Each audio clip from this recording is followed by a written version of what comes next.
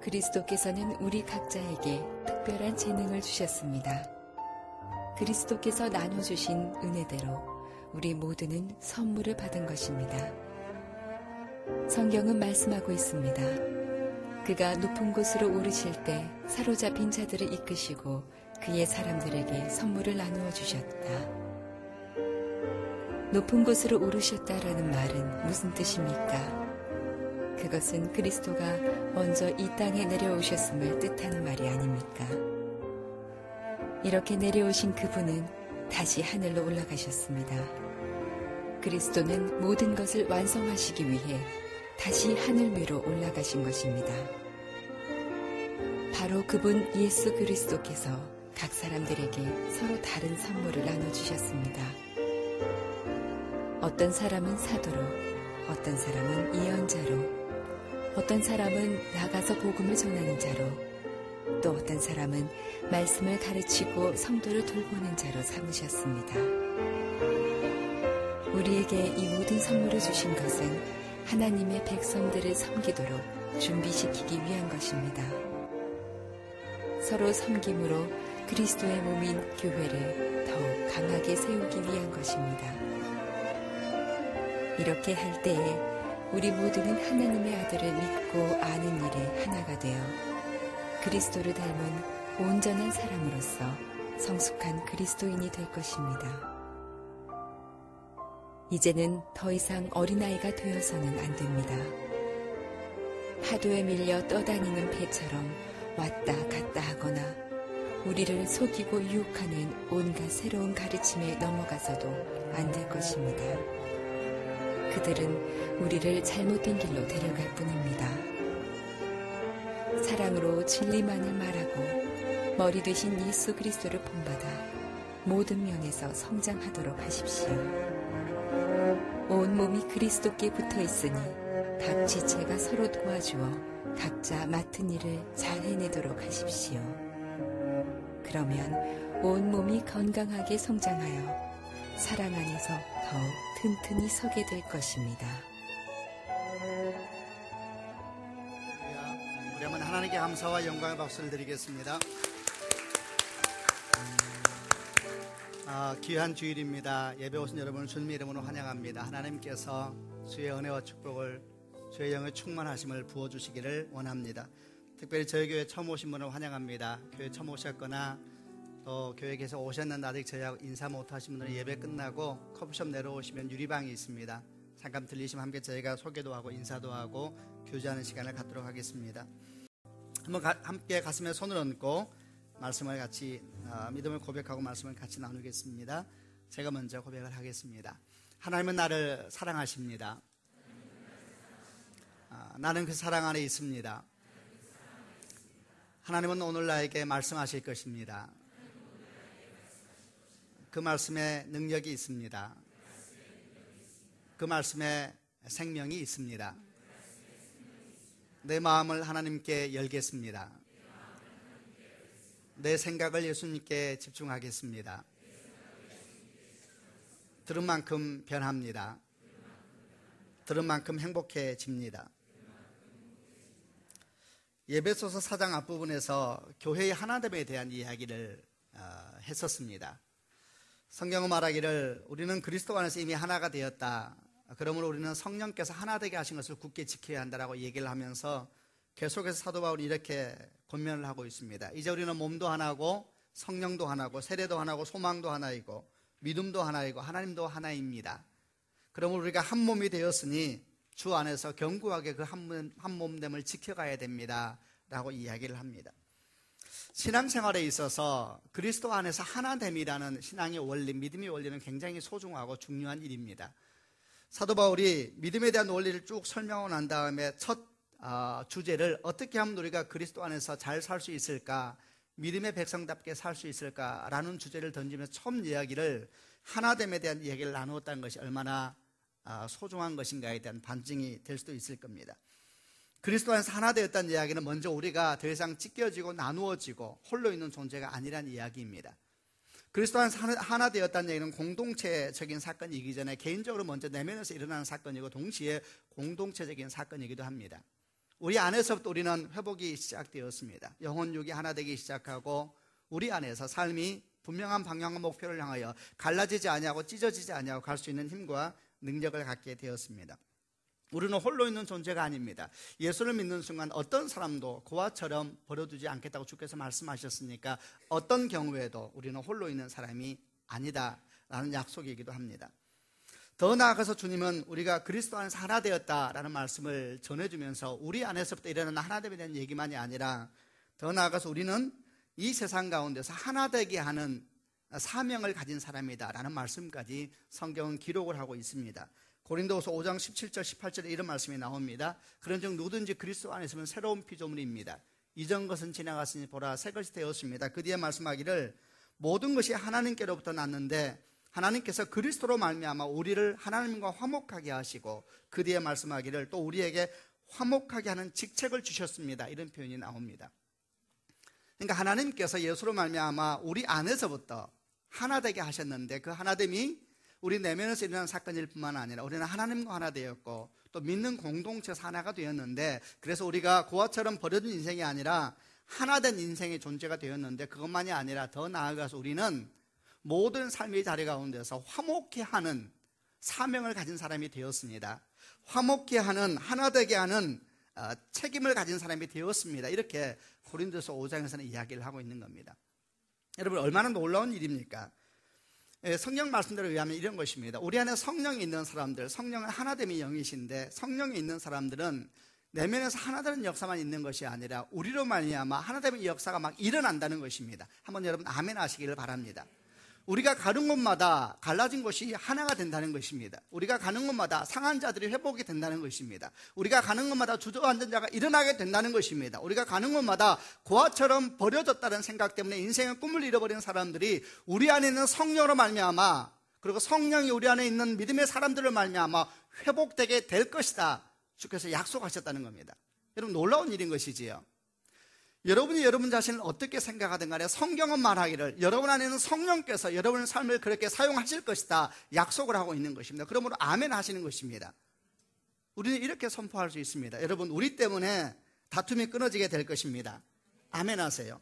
우리 때문에 원수 같은 사이가 회복되게 될 겁니다. 우리 때문에 상하고 무너진 가정이 회복되게 될 것입니다. 우리 때문에 수십 년 동안 적대하면서 총각화를 맞이되고 있는 남과 북도 하나 되는 역사가 있게 될 것입니다. 하나님께서 약속하셨습니다. 하나됨이라는 게 얼마나 소중한 것인가 말하면서 우리에게만 있는 것이 아니라 우리를 통해서 하나됨의 역사가 흘러가게 될 것이다. 이것은 참으로 놀라운 일이고 사실이지요. 예수를 믿게 되면 정말 역사가 일어납니다. 가정이 변화되고 인생이 변화됩니다. 여러분 말씀대로 우리 가운데 정말 그런 일이 생긴다면 여러분 때문에 사람들이 인생이 변화되는 축복이 생기게 될 겁니다. 만약 아직 그것을 못 보고 있다면 그 일을 소망하시는 축복도 있기를 바랍니다. 이렇게 여러분 하나됨에 대해서 참 소중하구나, 하나됨은 놀라운 성령의 역사이구나 라고 묵상을 할 때에 이런 묵상을 연이어서 할 수가 있습니다. 그러면은 우리 가운데 다 성령이 계시는데 이렇게 하나됨의 역사가 가장 대표적으로 잘 나타나야 될 곳이 어디일까? 그것은 여러분 교회입니다. 왜냐하면 교회는 성령 받은 사람들이 모인 곳이거든요. 그래서 여러분 교회를 성령 공동체라 말하는 것입니다. 제가 여러분 계속해서 여러분에게 질문하고 있지요. 여러분 안에 성령이 계십니까? 이렇게 질문했었습니다. 여러분 또 여쭐게요. 여러분 안에 성령이 계십니까? 예, 맞습니다. 여러분 우리 안에 성령이 있습니다. 그렇지 않으면 이렇게 예배할 수가 없습니다. 우리 안에 감동이 있습니까? 맞습니다. 당신의 지식이 아니요, 성령께서 우리 안에 감동케 하시는 것입니다. 여러분 제가 설교를 나눌 때 물었지 않습니까? 여러분 마음 가운데 설교를 들으면서 야 정말 내가 저 말씀이 나에게 이루어지면 좋겠다라는 마음이 드신다면 성령의 역사인 것입니다. 교회는 성령 공동체입니다.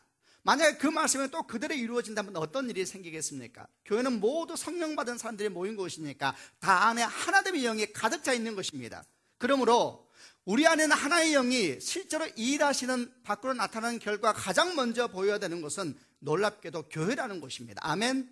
그러면 교회가 하나 되는 것은 너무나 당연한 일이어야 되고 교회에서 만약에 하나됨을 경험하지 못한다면 어떻게 우리가 밖에 나가서 하나됨의 역사를 볼 수가 있겠습니까? 오늘 저희가 나누게 되는 4장 7절부터 16절 말씀이 바로 그 말씀입니다. 우리 안에 있는 하나됨의 영이 가장 분명히 드러나야 될 교회 가운데 있는 하나됨이 어떻게 나타날 수 있는가에 대한 얘기를 하고 있는 것입니다. 교회는 그리스도께서 머리가 되시고 우리가 몸이 된다 그랬는데, 성령께서 운행하시는 공동체라 그랬는데, 교회라는 것은 성령 받은 사람들이 모인 곳이라 그랬으니까 이 가운데서 하나됨의 역사가 가장 구체적으로 일어나야 되고, 실제로 그 하나됨의 역사가 일어나기 위하여서 어떤 모습을 가져야 되는가, 어떤 마음을 가져야 되는가, 어떤 말을 해야 되는가, 어떤 행동을 해야 되는가, 이런 구체적인 내용들에 대한 부분이 오늘 제가 나누려고 하는 7절부터 16절이란 말씀입니다. 믿음이 현실이 되기 위하여서 우리는 어떻게 살아야 되는가, 우리 안에는 성령께서 실제로 우리 가운데 활동을 하시는데 그 성령께서 우리를 어떻게 이끄시는가, 우리는 어떻게 반응해야 되는가, 이런 질문과 이런 대답이 오늘 4장 7절부터 16절 가운데 쭉 나타나 있고, 오늘 저희는 그것을 예수 공동체의 섬김이라는 제목으로 우리 안에 있는 하나됨의 영이 어떻게 교회를 하나되게 하시는가에 대한 얘기를 나누어 보려고 합니다. 먼저 7절부터 11절까지 좀 내용이 깁니다만 한 절씩 같이 한번 읽어보려고 합니다. 제가 먼저 7절을 읽겠습니다. 그리스도께서는 우리 각자에게 특별한 재능을 주셨습니다. 그리스도께서 나누어 주신 은혜대로 우리 모두는 선물을 받은 것입니다. 오르실 때 사로잡힌 자들을 이끄시고 선물을 나누어 주셨다. 높은 곳으로 오르셨다라는 말은 무슨 뜻입니까? 그것은 그리스도가 먼저 이 땅에 내려오셨음을 뜻하는 말이 아닙니까? 이렇게 내려오신 그분은 다시 하늘로 올라가셨습니다. 모든 것을 완성하시기 위해 다시 하늘 위로 올라가신 것입니다. 바로 그분 예수 그리스도께서 각 사람들에게 서로 다른 선물을 나누어 주셨습니다.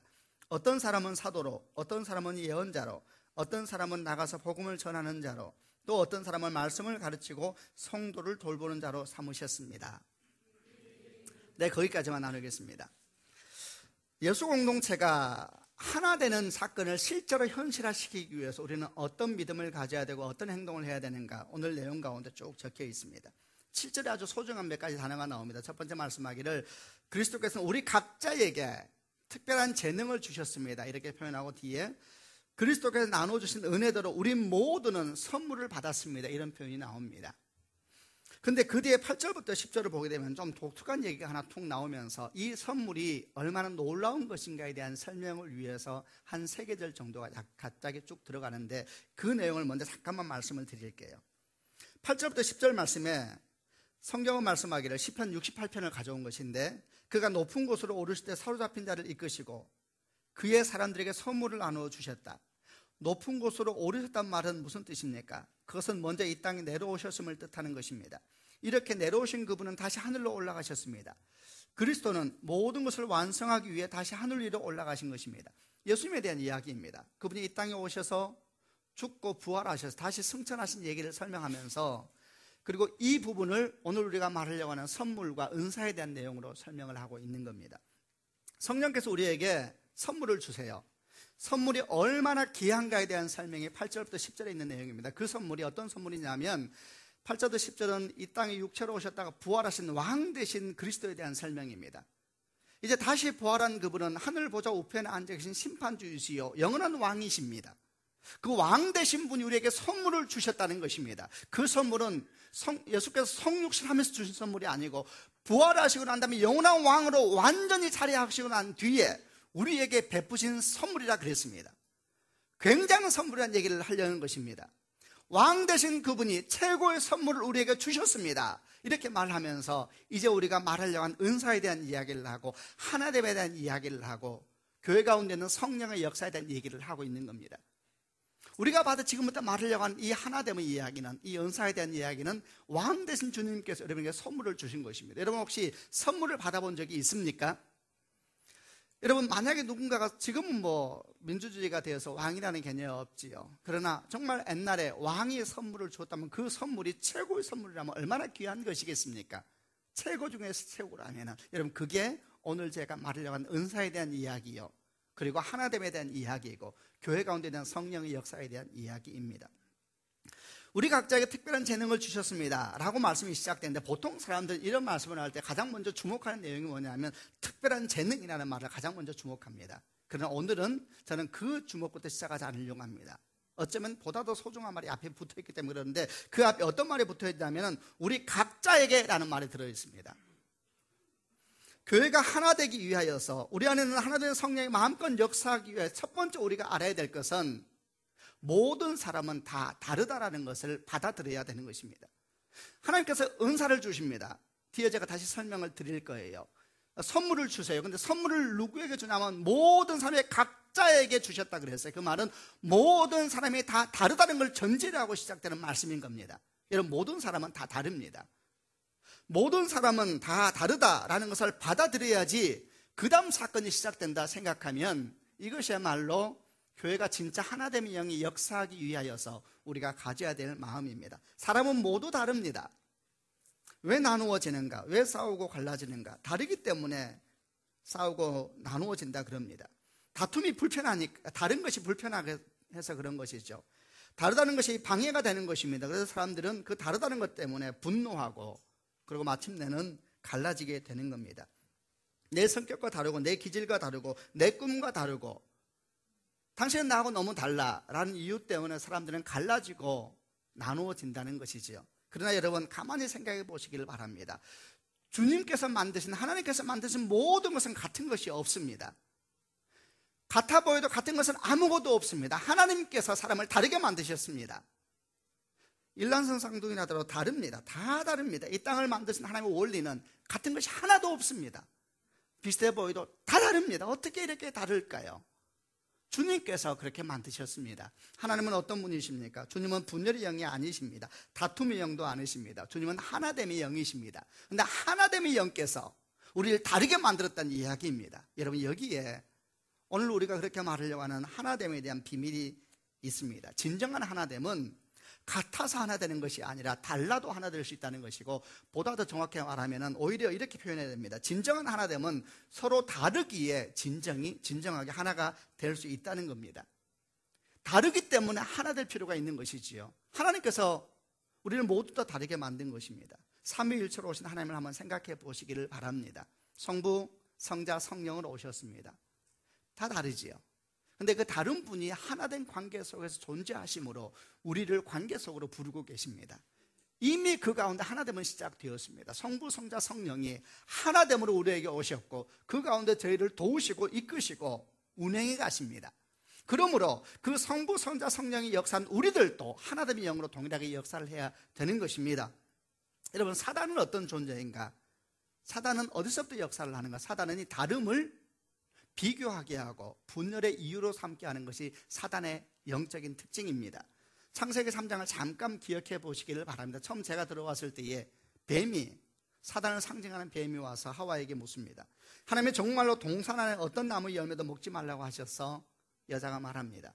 동산 안에 나무 열매를 먹을 수 있는데 하나님께서 동산 가운데 있는 나무는 먹지 마라 그랬어. 먹으면 죽을 것이다 말씀하셨어. 그러자 뱀이 이렇게 말을 합니다. 너희는 죽지 않아. 하나님은 너희가 그 나무 열매를 먹고 너희 눈이 밝아지면 선과 악을 알게 되어, 그 다음 이런 말을 해요. 너희가 하나님같이 될까봐 그렇게 말씀하신 거야. 이렇게 말을 했습니다. 어떤 느낌이 드십니까? 지금 사단은 무엇을 말하고 있는 것일까요? 사단의 얘기를 다시 말해볼게요. 너희가 하나님같이 될까봐 그렇게 말씀하신 거야. 어떤 느낌일까요? 이 얘기는 이런 말입니다. 너도 하나님 될 수 있어. 네가 뭐가 부족해? 너도 하나님처럼 멋지게 변할 수 있어. 너도 하나님처럼 높아질 수가 있어. 너도 하나님처럼 위대해질 수가 있어. 너도 하나님처럼 놀라운 존재가 될 수 있어. 이렇게 말하고 있는 것이죠. 여러분, 이렇게 말하는 순간 사단은 어떤 일을 하고 있냐면 하나님과 하와의 관계를 우월한 관계, 우등한 관계와 우월한 관계와 열등한 관계로 나누고 있는 것입니다. 여러분, 놀랍습니다. 사단의 지혜는. 여러분, 이렇게 말하는 순간 벌써 그는 이게 하나님과 하와의 관계를 우월한 존재, 글은 잘 적어 놓았는데 우월한 존재예요. 하나는 위에 있는 존재예요. 하나는 밑에 있는 존재를 탁 나누고 있는 거죠. 이게 여러분 사단의 사고방식입니다. 모든 것을 줄 세웁니다. 절대 성령의 역사가 아닙니다. 사단은 줄 세우는데 도 같은 사람입니다. 다름을 계급으로 만들고 다름을 계층으로 만드는 본질적인 영을 가지고 있습니다. 어떤 사람은 하나님 창조가 그런 것이 아니라고 전적으로 오해하는 분들이 있습니다. 여러분, 전혀 그렇지 않습니다. 하나님의 창조는 절대 그렇지 않습니다. 하나님의 창조는 하나님보다 조금 더 열등한 존재를 만들어서 지켜보면서 자라나 보기 위해서 우리를 만든 것이 아닙니다. 성경은 말하기를 하나님 우리를 만들 때 주의 형상을 따라 만들었다 그랬습니다. 여러분, 우리 안에 하나님이 있었습니다. 우리 안에 하나님의 이미지가 있었습니다. 여러분, 이것은 전적으로 우리가 자녀를 볼 때 느끼는 것입니다.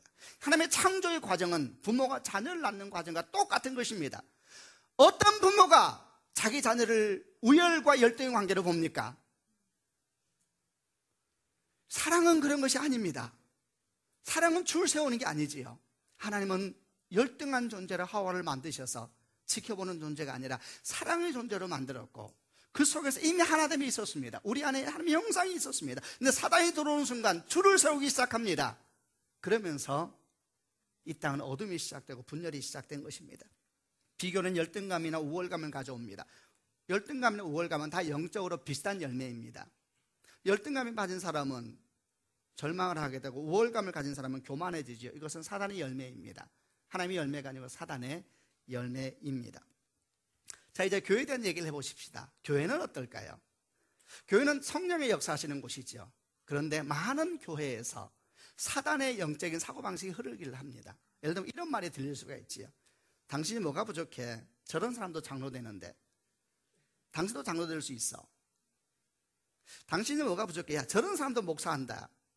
신학교가 신학교. 이런 말이 들릴 때마다 우리는 본능적으로 느껴야 합니다. 몸소리를 쳐야 합니다. 창세기 3장을 기억해야 돼요. 그 말이 누가 들었던 말이냐? 하와가 들었던 말이요, 여러분. 하와에게 와서 뱀이 속삭이듯이 말을 했습니다. 네가 뭐가 부족해서 너 하나님 될 수 있어.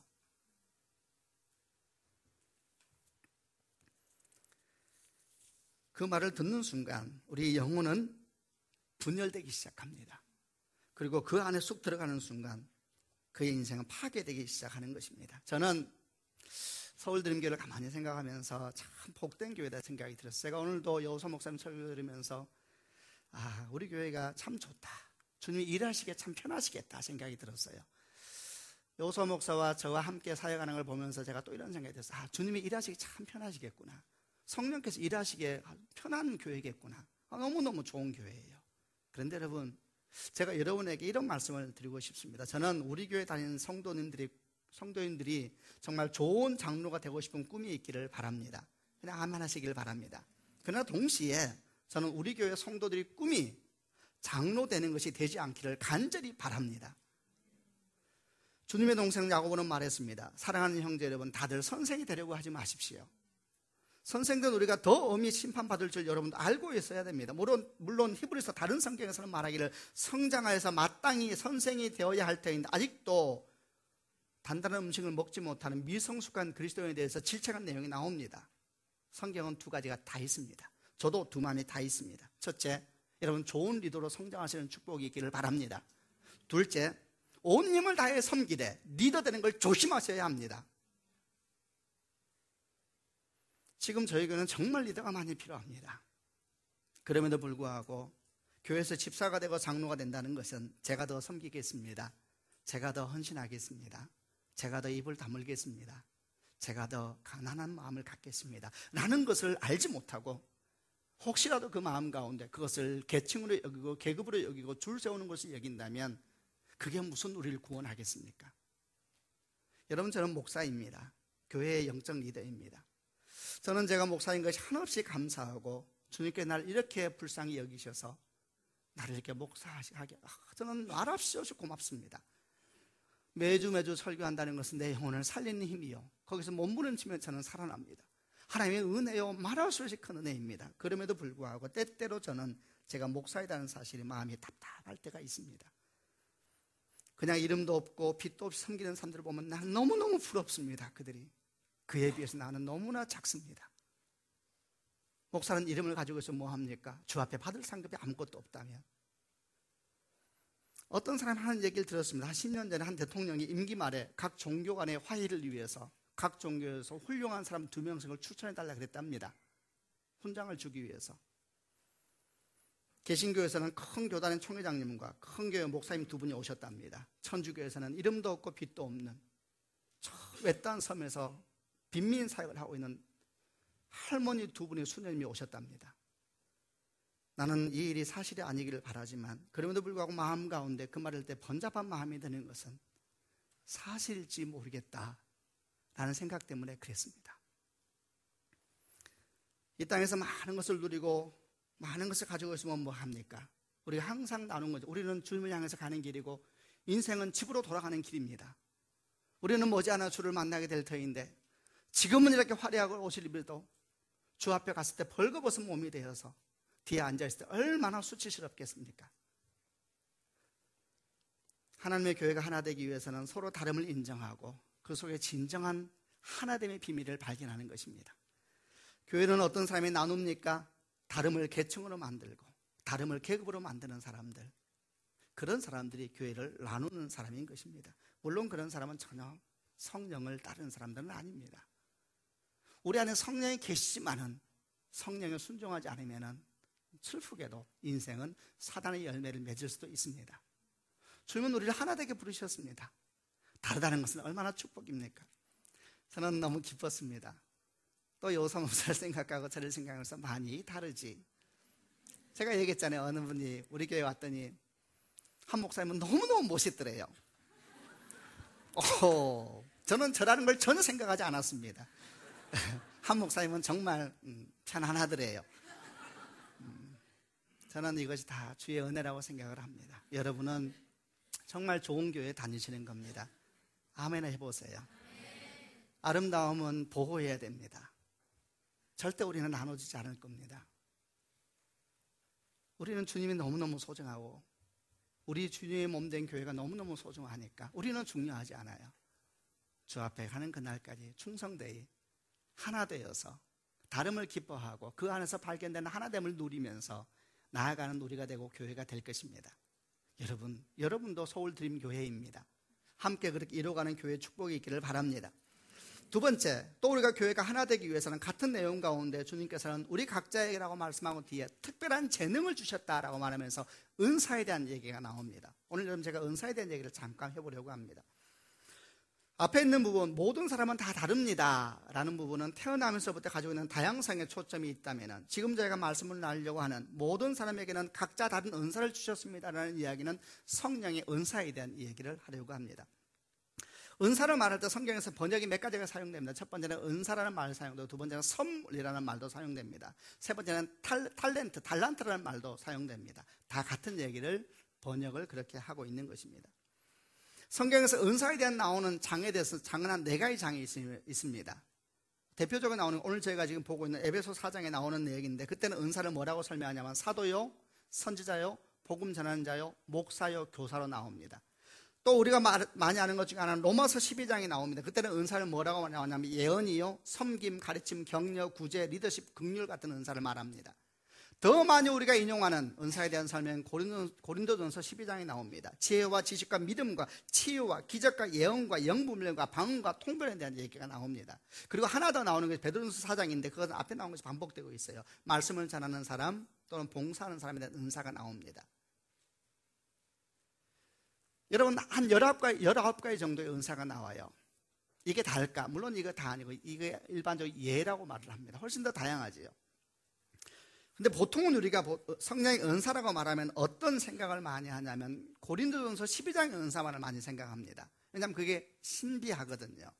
여러분 신비한 것은 이상한 것은 아니에요. 지금 말한 것처럼 지혜와 지식과 믿음과 그러니까 뭔가를 설명을 멋지게 합니다.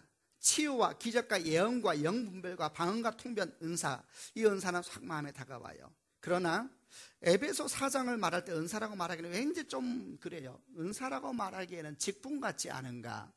사도요, 선지자요, 복음을 전하는 자요, 목사와 교사는 우리가 느끼기에는 은사라는 표현보다는 직책 또는 직분이라 말해야 될 것 같은 느낌을 가지고 있고, 또 로마서 12장에 있는 은사는 은사라기보다는 성품 같아요.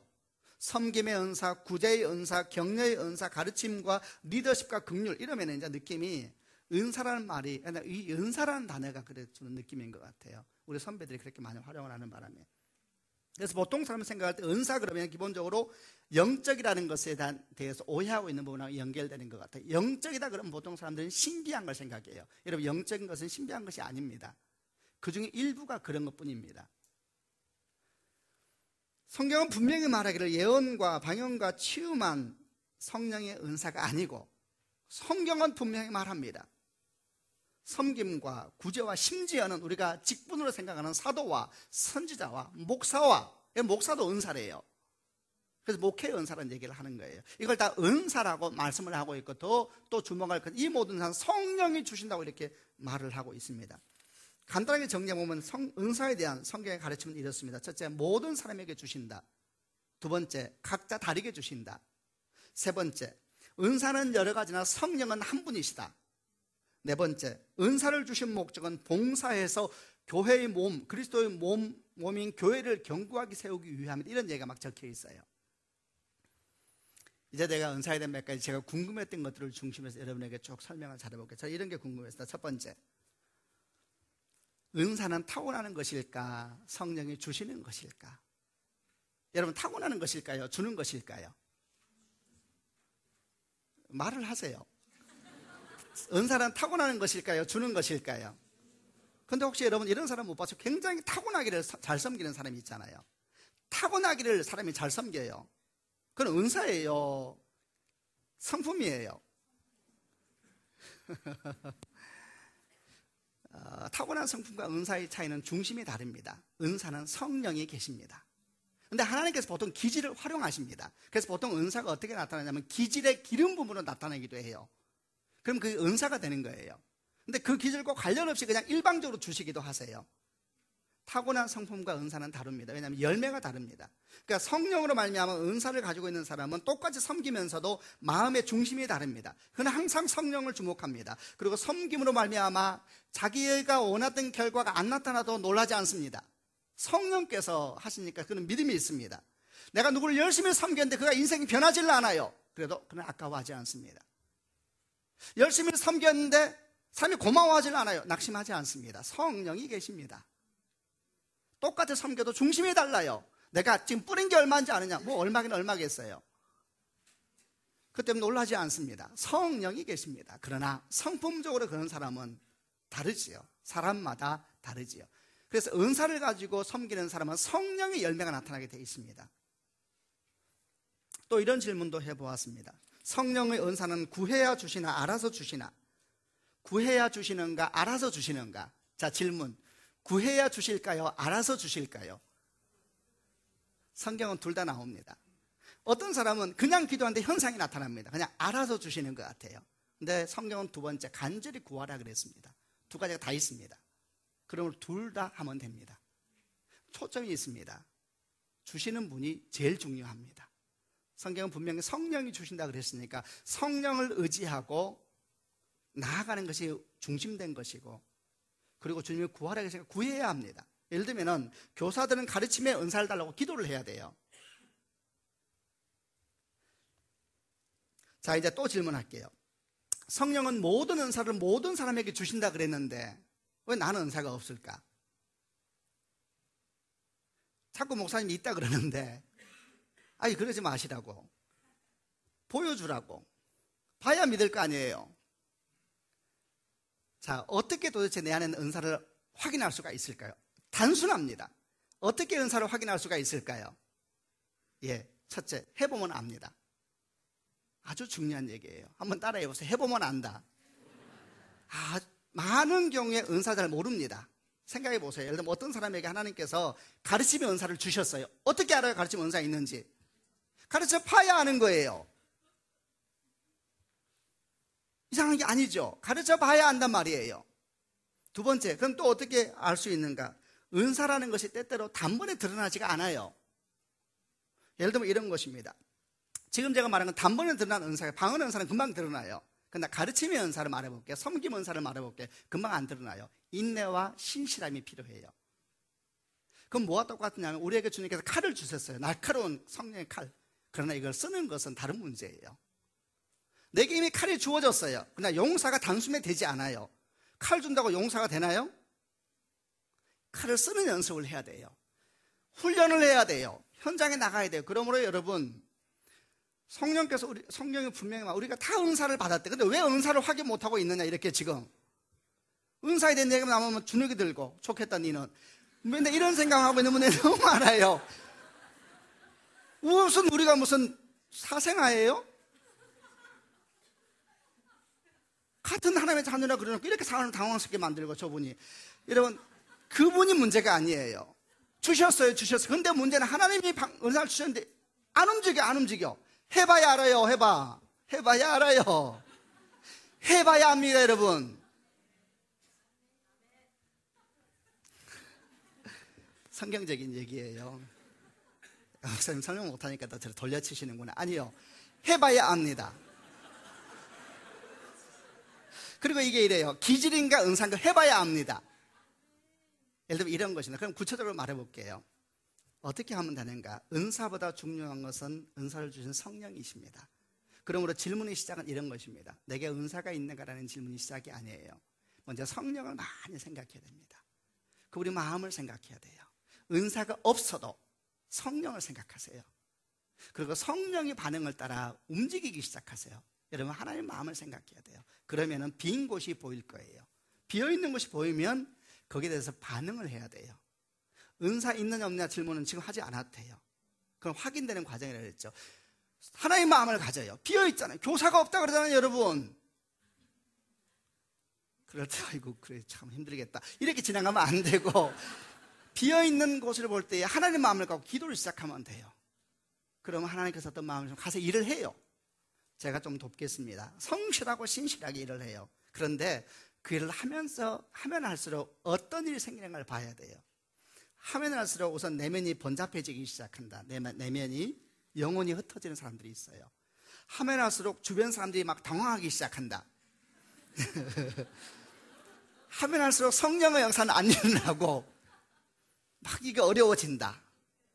그러면 내게 은사가 없구나 라고 바로 생각하지 말고 리더를 찾아가야 돼요. 성경에 다 나오는 얘기예요. 리더를 찾아가 정직하고 신실하게 상의를 해야 돼요. 내가 지금 기다림이 때인지 아니면 내가 은사가 없는 것인지 찾아가서 상담을 정해야 돼요. 제가 요즘에 교사를 하고 있는데 사실은 제 영혼이 기쁘지가 않습니다. 저를 좀 진단해 주십시오. 제가 지금 어떤 상황입니까? 정직하게 상의해야 돼요. 근데 이때 기억할 것이 있습니다. 이때 리더가 맞아요, 잘 보셨군요, 은사가 없어요, 이렇게 말을 할 때 상처를 받지 않을 준비를 하고 있어야 돼요. 은사 없는 건 죄가 아니에요. 죄는 여러분 뭔지 알아요? 성령의 마음을 품지 않는 게 문제예요.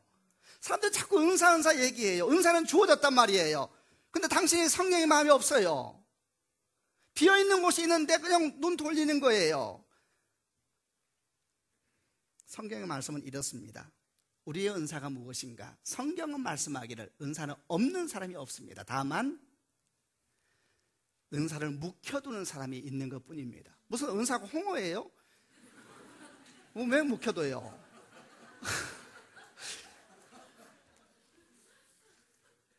어떤 사람의 말입니다. 혹시 여러분한테 많은 사람이 지금 그래요. 섬김 은사를 주셨어요 지금. 근데 지나가면서 아이고 좀 하려면 제대로 하지, 그리고 지나가고 있어요. 하나님 정말 미치고 환장할 노릇이지요. 자기한테 주었는데 사실은 그 사람은 섬김 은사가 아닌 사람이 있을 수도 있어요. 근데 신실한 마음으로 서 있는 거예요. 근데 은사를 가진 사람이 지나가면서 내가 하면 저렇게 안 한다고. 뭐 하면 되지. 뭘 하면 그렇게 안 한대요. 이런 아이러니가 교회에서 있는 거예요. 가르침 은사를 자기가 이미 받았는데 애를 맡기면서 어떻게 저렇게 가르치냐고. 자기가 가르쳐야 되는데 그 사람은 신실하게 지금 그 자리를 지키고 있는 거예요. 참 재미있어요. 신실한 자에게는 주께서 은사를 부어주시기도 하십니다. 은사가 없는데 신실한 자에게는 부어주세요. 예를 들면 가르침 은사가 없는 사람이 있어요. 하여튼 아파해요. 가르칠수록 아이들이 막 기도해요. 우리 선생님을 도와달라고 막 이런 분들이 있어요. 제가 그런 사람 봤어요. 너무 아이들이 당황해서 막 선생님을 위해서 기도를 시작하는 거예요. 선생님이 지치지 않게 해달라고. 근데 사람이 정직한 영을 가지고 있으면 주님이 일을 하세요. 주님, 우리 아이들이 저렇게 배고파합니다. 주님, 제가 죽겠습니다. 제가 그랬잖아요. 전 청소년 때 은사가 없어요. 저는 모든 걸 잠잠케 하는 인생이라 그랬죠. 얘기했나요? 저는 아무리 뜨거운 모임에 가도 5분 만에 잔잔케 할 수가 있는 사람이었어요. 제가 눈물로 기도했어요. 주님, 제가 죽겠나이다. 저를 도와주세요. 저 재밌는 목사 되게 해주세요. 제가 눈물로 전도사 때군요. 제가 눈물로 기도했어요. 어느 날 웃기 시작하는 거예요. 애들이 한심해서 웃는 게 아니고 난 신기했어요. 부어주시는 거예요. 키는 뭐예요? 신실하라는 거예요. 성령을 사모하라. 성령은 여러분, 우리는 사생아가 아니에요. 우리는 꽃다는 보리자루가 아니에요. 우리는 예수께서 당신을 십자가에 못 박혀 죽으시면서 구한 존귀한 자요, 아름다운 자요. 우리는 주의 앞에 있는 축복의 통로란 말이에요. 주님이 우리를 활용 안 했으면 주님의 손해예요. 우리는 마음껏 활용할 수 있도록 우리는 마음껏 열어놔야 돼요. 모두에게 다 은사가 주어졌어요. 왜 교회가 그러면은 교회답게 왕성하게 일을 못하는가? 은사인 사람 묵히고 있으니까. 주차팀 얼마나 고생해요. 그 예배거든요. 왜 화를 내요? 너무 수고 많지요. 지하 기계식이라 저희도 고민을 좀 하면서 계속 나누고 있습니다.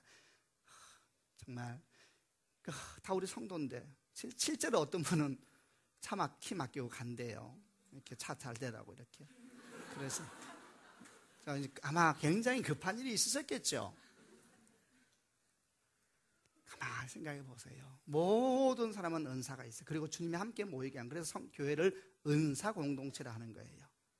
다 있어요. 지금 여러분에게 길을 열고 빈 곳을 찾고, 길을 열고 아픈 곳을 찾고, 길을 열어서 상한 곳을 찾으면 돼요. 여러분에게 다 구제의 은사가 누군가가 지금 여기에 있어요. 성품이 아니라고요. 기름 부음이 있어요. 기름 부음이 어떻게 하느냐? 기뻐야 돼요. 기뻐야 돼요. 그리고 성령의 열매가 막 나타나야 돼요. 근데 자기만 기쁘면 안 돼요. 상대방도 기뻐야 돼요. 나는 너무너무 기쁜데 애들이 막 괴로워하면서 힘들어한다. 어려운 거예요. 마무리하겠습니다. 13절 말씀을 같이 한번 읽도록 하겠습니다. 13절입니다. 시작. 이렇게 할 때에 우리 모두는 하나님의 아들을 믿고 아는 일에 하나가 되어 그리스도를 닮은 온전한 사람으로서 성숙한 그리스도인이 될 겁니다. 이렇게 우리가 하나 되어서 가기 시작하면, 첫째, 믿는 것과 아는 것이 하나 되는 제일 행복한 사람, 믿는 대로 사는 사람, 제일 행복한 사람이요. 두 번째, 그리스도의 장성한 분량에 이른데요, 성숙해 가는 거예요. 사랑하는 여러분, 행복한 그리스도인이 되시기를 바랍니다. 믿는 자가 복된 것이 아니요 성경은 말하기를 믿는 대로 행하는 자가 복되다 그랬습니다. 아멘. 여러분과 저를 통해서 교회를 이루어 가시는 주님을 찬양합니다. 같이 한번 기도하십시다. 한번 가슴에 손을 얹으시기를 바랍니다. 오늘은 그냥 한 가지만 기도합시다. 여러분의 성령의 은사는 무엇입니까? 혹시 여러분도 묵혀두고 있습니까? 제 경험은 성령의 은사를 묵혀두면 녹이 씁니다. 그리고 언젠가는 사라지기도 합니다. 여러분에게 성령의 은사를 주셨어요. 하나님, 제가 주 앞에 충성된 종이 되기를 원합니다. 하나님, 제가 정말 하나님의 몸된 교회 서울드림교회 가운데서 주 앞에 신실한 자가 되기를 원합니다. 저를 사용하여 주시고 서울드림교회가 정말 은사 공동체로 아름답게 하나 되게 하여 주옵소서. 같이 한번 통성으로 하나님께 기도하십시다. 기도하겠습니다.